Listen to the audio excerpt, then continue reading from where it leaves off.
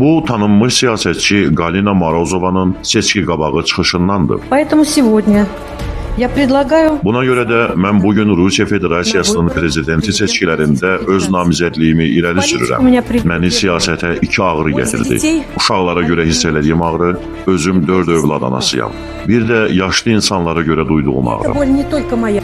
Bu videoda isə Galina polislərə doğma övladını necə qətlə yetirdiyini nümayiş elətdirir. Galina öz çıxışlarında tez-tez bunları deyərdi. Həyatda ən vacib olan ailə və uşaqlardır. İnsanlarda ən vacib olansa xeyirxahlıq və dürüstlükdür. Xeyirxahlıqdan, dürüstlükdən, uşaqlara qayğıdan dəm vuran bu qadın 12 yaşlı oğlunu amansızca qətlə yetirir. Cəsədini isə sementlə qarışdırıb evin zirzəmisində bastırır. Hörmətli izləyicilər, kanalıma abunə olmaqla və zınqrov işarəsinə basmaqla yeni yüklənən videolardan anında xəbərdar ola bilərsiniz. 56 yaşlı Galina Morozova Rusiyanın Həştərxan şəhərində yaşayırdı. O, özündən 10 yaş böyük olan Vladimir Paraxnikov adlı iş adamı ilə ailəli idi. Bu evlilikdən onların 4, 2 oğlan və 2 qız övladları vardı. Evin son beşiyi 12 yaşlı Aleksandr, Galina 45 yaşı olanda doğulmuşdu. Aleksandr dərslərini əla qiymətlərlə oxuyurdu. O, həm də taekvondo ilə məşğul olur, fortepiano üzrə musiqi təhsili alırdı. 2019-cu ildə Aleksandr hərbi məktəbə daxil olur. Bir siyasətçi olaraq Galinanın ideal bioqrafiyası vardı. 4 uşağı olan qayğıkeş ana, 3 nəvəsi olan nənə, cəmiyyətin sosial həyatında fəal iştirak edən işgüzar qadın. Hamı Galinanı dəqiq, işinə məsuliyyətlə yanaşan, özünə və ətrafındakı insanlara qarşı tələbkar olan bir insan kimi tanıyırdı. O, Həştərxan vilayətinin qubernatoru yanında ekspert şurasının üzvü idi.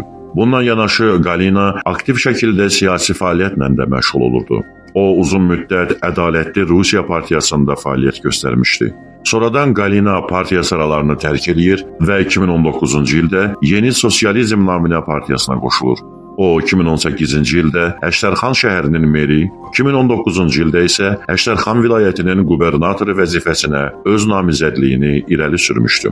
O, hər kəsə özünü haqq-ədalət uğrunda mübarizə aparan, insanların daha yaxşı yaşaması üçün çalışan bir siyasətçi kimi tanıtmışdı. Galinanın ambisiyaları böyük idi. Belə ki, o, Rusiyanın prezidenti olmağı arzulayırdı. Hətta prezident seçkilərində belə iştirak eləmişdi. 2020-ci il martın 6-sında Galina polisə müraciət edir və oğlu Aleksandrın 2 gündür yoxa çıxdığını bildirir. Polislər, eləcə də könüllülər uşağını axtarışına başlayırlar. Şəhərin demək olar ki, hər yerinə üzərində Aleksandrın şəkilləri olan elanlar yapışdırılır. Paraxnikov ailəsinin yaşadığı ev Volqa çayının sahilində yerləşirdi. Dalğıclar çaya baş vururlar, amma uşağın nə ölüsünü, nə də dirisini tapa bilirlər. Uşaq itkin düşəndə adətən polislər ilk növbədə onun valideynlərindən şübhələnirlər. Müstəntiqlər Galinanı yalan detektorunda testdən keçirirlər. Daha doğrusu bunu eləməyə cəhd edirlər. Galina elə fəryad qoparır, elə ağlamağa başlayır ki, müstəntiqlər testi yarımçıq kəsməyə məcbur olurlar. Onlar günlərdir övladından xəbər ala bilməyən dərdli ananı daha da incitmək istəmirlər. 3 ay ərzində aparılan intensiv axtarışlar nəticəsiz qalır. Bu müddət ərzində Galina izi azdırmaq üçün şayələr yayır. O, bütün tanışlarına deyir ki, şahidlər Aleksandrı bir neçə dəfə şəhərin müxtəlif yerlərində görüblər. Güya ki, oğlu avara dostları ilə birlikdə küçədə pul dilənirmiş. Polislər ticarət mərkəzlərinin birində kameranın qeydə aldığı görüntüləri Galina'yı göstərirlər. Həmin videoda bir oğlan Aleksandra bənzəyirdi. Galina həmin uşağın onun oğlu olduğunu deyir. Beləliklə də polisləri çaşdırır. Onları Aleksandrın hələ də sağ olduğuna inandırır. Bu müddət ərzində Galina ictimai fəaliyyətini aktiv şəkildə davam elətdirirdi. O, 9 may avto yürüyüşündə iştirak eləmiş, bütün ölkədə elan olunmuş karantinə etiraz edən video çəkib paylaşmışdı. Həmin videoda o, vətəndaşları mitinqlərə qalxmağa, ondan nümunə götürməyə və Dövlət Dumasına vaxtından əvvəl seçkilərin keçirilməsini tələb eləməyə çağırırdı. O, valideynlərə təmkinli olmağı məsləhət görür, öz sosial şəbəkə hesabında çətin yeniyetmələrin tərbiyəsi haqqında statuslar paylaşırdı. Galina yazırdı: "Bir uşağın yoxa çıxması ailə üçün böyük faciədir. Bitmək bilməyən intizar və ümid dolu günlər ruhumu didib parçaladı. Həyat eşqimi tükəndirdi. ürək tutmaları, aritmiya, yuxusuzluq, nevroz. Sanki yolun sonuna gəldiyimi hiss eləyirdim. Amma uşaqlarım və nəvələrim sözün əsl mənasında məni bu kədər girdabından çəkib çıxardılar.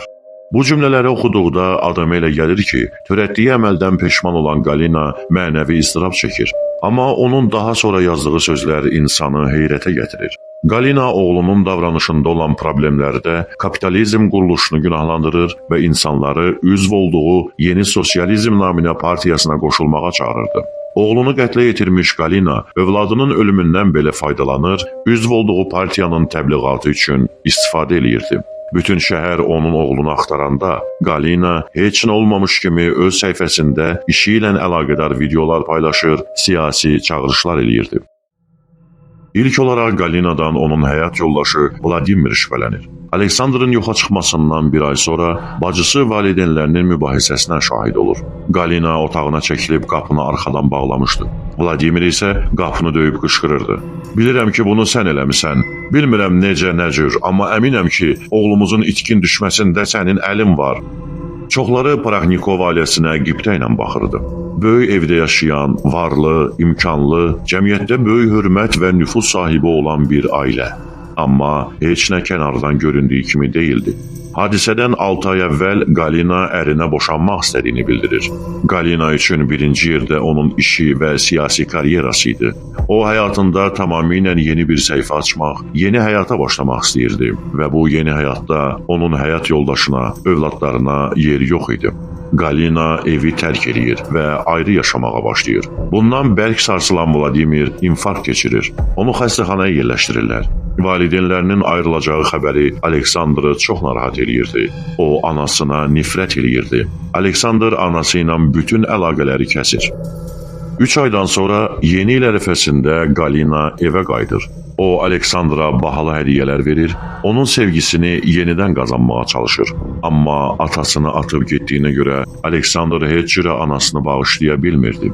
Galinanın olmadığı 3 ay ərzində Aleksandr valideyn nəzarətindən kənarda qalır. O, uğursuz ailələrdən olan yeniyetmələrlə tanış olur. Dərslərindən yayınmağa, uyuşturucu maddələrdən istifadə etməyə başlayır. Aleksandr evdə demək olar ki, tapılmırdı. O, vaxtının çoxunu avara uşaqlarla bir yerdə keçirər, evdən pul və zinət əşyaları uğurlayıb narkotikə verərdi. Valideynləri dəfələrlə onu pis yoldan çəkindirməyə çalışır, lakin heç bir nəticə əldə edə bilmirlər.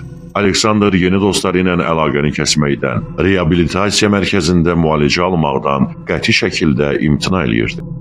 Aylarla davam edən axtarışlar nəticəsiz qalmışdı. Bu səbəbdən polislər əməliyyatı dayandırmağa, işi bağlamağa qərar verirlər. Bundan xəbər tutan Vladimir qəti şəkildə etiraz eləyir. O, polislərdən axtarışı davam elətdirməyi tələb eləyir. Bu dəfə müstəntiqlər diqqətlərini Aleksandrın qardaşına, 36 yaşlı Denisə yönəldirlər. Onlar Denisi yalan detektorunda testdən keçirirlər. Ondan Aleksandrın harda olduğunu bilib-bilmədiyini soruşurlar. Denis bilmədiyini deyir. Amma cihaz onun yalan danışdığını göstərirdi. Müstəntiqlər bir qədər təsdiq elədikdən sonra Denis hər şeyi açıb danışır. O, qardaşının anası tərəfindən öldürüldüyünü bildirir. Polislər Galinanı həbs eləyirlər. O, Aleksandrı qətlə yetirdiyini, meydini isə böyük oğlunun evinin zirzəmisində basdırdığını etiraf eləyir. 2020-ci il iyunun 19-unda polislər Aleksandrın meydini Denisin yaşadığı evin zirzəmisindən qazıb çıxarırlar. Hadisə 2020-ci il martın 4-dən 5-nə keçən gecə baş vermişdi. Həmin gecə evdə çoxlu sayda insan var idi. Galinanın 2 qızı, eləcə də digər şəhərdən onlara qonaq gəlmiş qohumları. Təəccüb doğuran məqam bu idi ki, onların heç biri hər hansı bir səs eşitməmişdi. Paraxnikov ailəsi çoxlu sayda otaqları olan 400 kvadrat metrlik böyük evdə yaşayırdı. Galina və Vladimir ayrı otaqlarda yatırdılar. Həmin gecə Vladimir evdə deyildi. O, xəstəxanada ürəyindən müalicə alırdı. Aleksandr isə dostları ilə şəhərdə idi. O, adətən anası ilə bir otaqda yatardı. Galinanın dediyinə görə həmin gecə o bir müddət oğlunun yolunu gözləyir, sonra da yatağına girib yuxuya gedir. Gecə saat 3-də taqqıltı səsinə oyanır. Bu Aleksandr idi. Yataq otağının pəncərəsini döyürdü. Qapı bağlı olduğu üçün o nərdivanla ikinci mərtəbəyə dırmanmışdı. Galina pəncərəni açıb oğlunu içəri buraxır. Onlar birlikdə mətbəxə gedirlər. Galina oğlunu yedirdikdən sonra onu evə gec gəldiyi üçün danlayır. Galinanın dediklərinə inansaq, Aleksandr anasına kobud şəkildə cavab qaytarır. O deyir ki, evə ürəyi nə vaxt istəyir onda da gəlir və bu həmişə belə olacaq. Sonra isə yatmağa gedir. Həmin an Galina oğlunu öldürməyə qərar verir.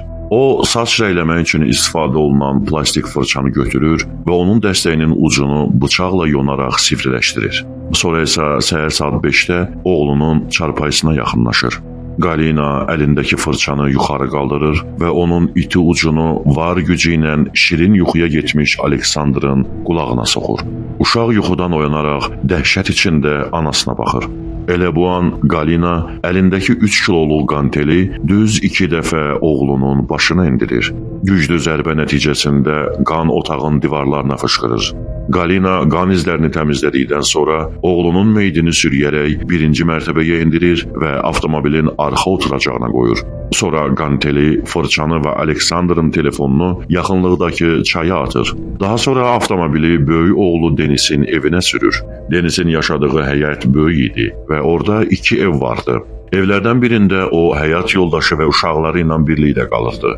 Digər ev isə boş idi. Anasının sübh tezdən onun evinə gəlməsi Denisi təəccübləndirmir. Galina oğlunun evinə tez-tez gələr, bəzən də həmin boş evdə gecələyərdi. Denis darvazanı açıb anasını içəri buraxır, sonra isə evə girib yatır. Galina Aleksandrın cəsədini avtomobildən çıxarıb boş evə aparır. Sonra isə evin döşəməsindəki taxtaları sökür və oğlunun meyidini zirzəmidəki torpağa bastırır.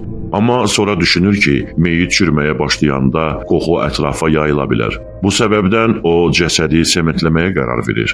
Galina hər gün işdən sonra həmin evə gələr, əlləri ilə sementlə suyu qarışdırar, sonra isə alınan kütləni meyidi bastırdığı çuxura tökərdi. Nəticədə onun əllərində suluqlar yaranmışdı.